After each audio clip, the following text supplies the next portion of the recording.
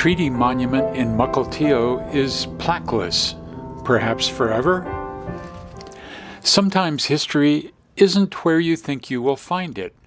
Case in point, the January 22nd, 1855 accord known as the Point Elliott Treaty, signed with an X by Chief Seattle and 81 other Puget Sound tribal leaders.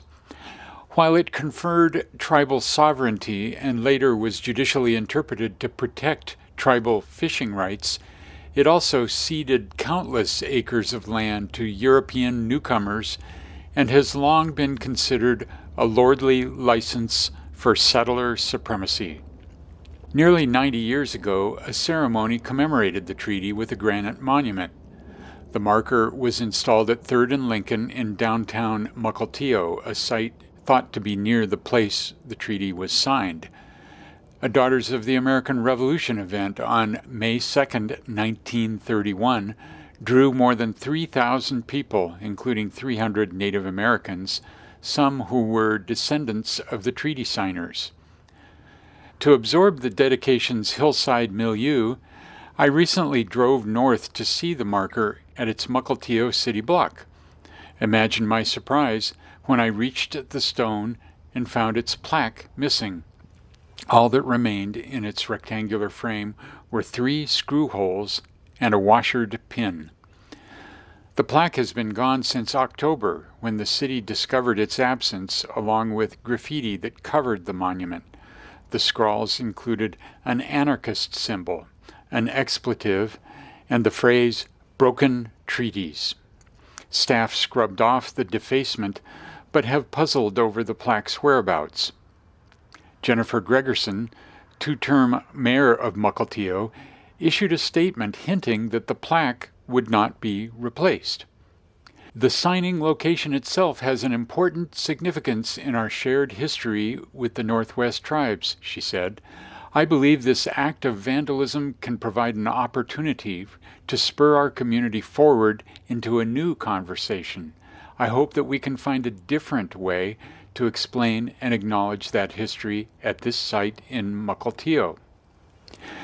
The Mukilteo Historical Society doesn't plan to weigh in on the monument's future, but Joanne Malloy, president, is curious about what, if anything, the city will do. Leaving the marker plaqueless appeals to Ken Workman, 4th-generation great-grandson of Chief Seattle, whose Duwamish tribe still lacks federal recognition. Lyrically, Workman notes that granite and computer memory chips both contain silicon. Granite holds the memories of people, he says. It's a symbolic link to the genetic pain of 170 years.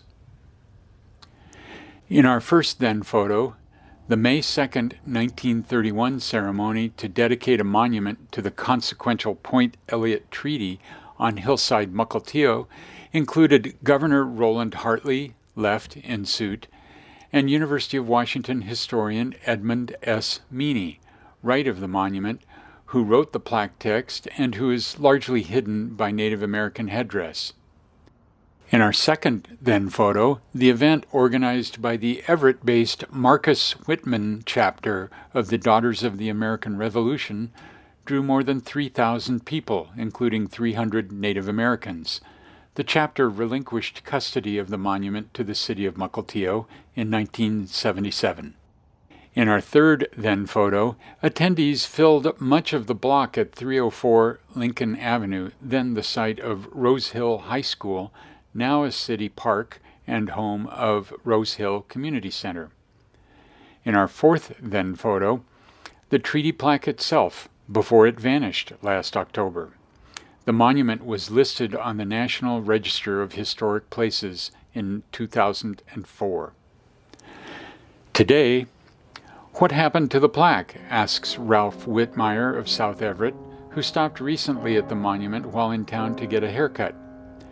Down the hill at left is the Mukilteo Lighthouse. To the right, out of frame, stands the new Mukilteo State Ferry Terminal, designed like a Coast Salish longhouse, with interpretive signage about the Point Elliott Treaty.